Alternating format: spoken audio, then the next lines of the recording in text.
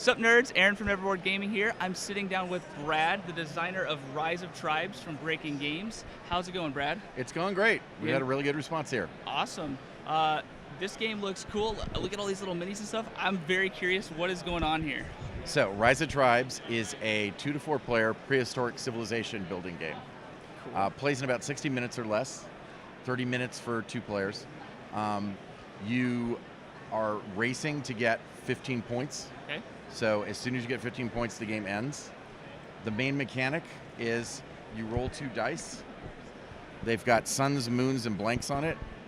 You've got 4 actions you can take. When you want to take an action, you slide a die in from the side, get rid of the oldest one, and the pattern on that action tells you what the strength of the action is. So you're going for like combos? Well, so if there's 2 or more suns, you get the strongest version of the action. If there's 2 or more moons, you get the weakest version of the action. Otherwise, you get the basic. Okay. So if I was this red tribe and I was doing the grow, right now I would get to add 4 guys onto the board.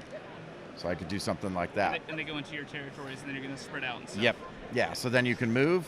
You can gather resources from the different terrain, and then you can lead, which is how you get goals to get points.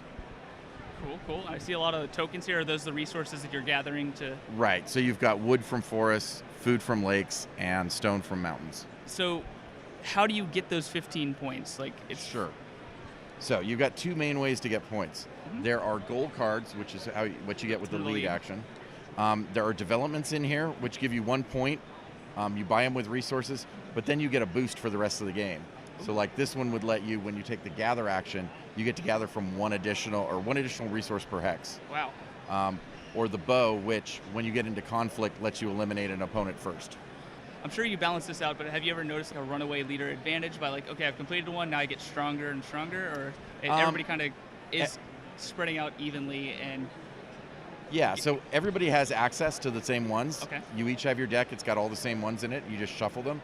So if somebody complains about what you've got, then they probably should lead and get it too. The other kind of card that's in here is there are these achievement cards, which generally give you more points, but are based on some sort of goal that you've achieved on the board. So like having a majority in 3 mountain hexes or 3 lake hexes, or getting all of your guys onto the board. So that's why you want to like start getting into certain areas. Okay, and these are also in your player deck? Yeah, these are all in the same goal deck. Awesome. The other way that you can get points is you can build a village.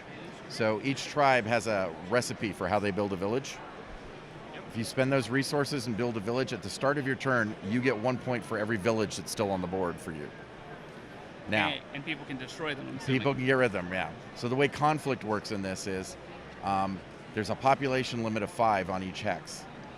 So if there's multiple tribes in a hex, they're fine right up until there's more than 5 of them in there. At that point, you take away 1 of each color until only 1 color is left. Oh, wow. If somebody's village was in there and you remove them, their village goes away. That's an interesting way to do area control in a way. You know, you're trying to like, okay, I want to battle in here, but it's very, what's the word I'm looking for? It's very deterministic. Yeah, you that's know the word. exactly Yeah, what's yeah, going to yeah, happen. yeah, exactly. Yep. Yeah, So- and it's also costly. So you don't want to just willy-nilly go in there. You want to do it with purpose. You want to be doing it towards your goal or preventing somebody else from getting some points. All right, well, this sounds like an awesome game. I heard there's a deluxe version too, right? There is. So this deluxe version Ooh. upgrades all of the cardboard components. Oh, sweet. So you can just throw those away and use wood instead. You can Way use the better. wood instead. And then there's also upgrades for the event. So if you ever roll doubles on your turn, events come out. And there can be things like a volcano, a mammoth, a saber-toothed tiger, invaders. And those normally tokens that you put out So there? normally those are tokens like that. this guy becomes that guy. Which is still playable, but if Absolutely. you're a completionist and you like to upgrade your stuff, you're going to want to also check out this expansion to upgrade to the deluxe. And get the pretty. Oh yeah, no, you need that. Awesome. Well, thank you very much for sitting down with us.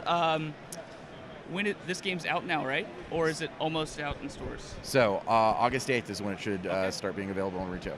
Sweet. So if you're not here and you haven't already got yourself a copy, we'll have a link in the description box down below where you can pick yourself up a copy of Rise of Tribes and the expansion to upgrade it to the deluxe edition. And while you're down there, don't forget to subscribe to our channel so you'll never be bored.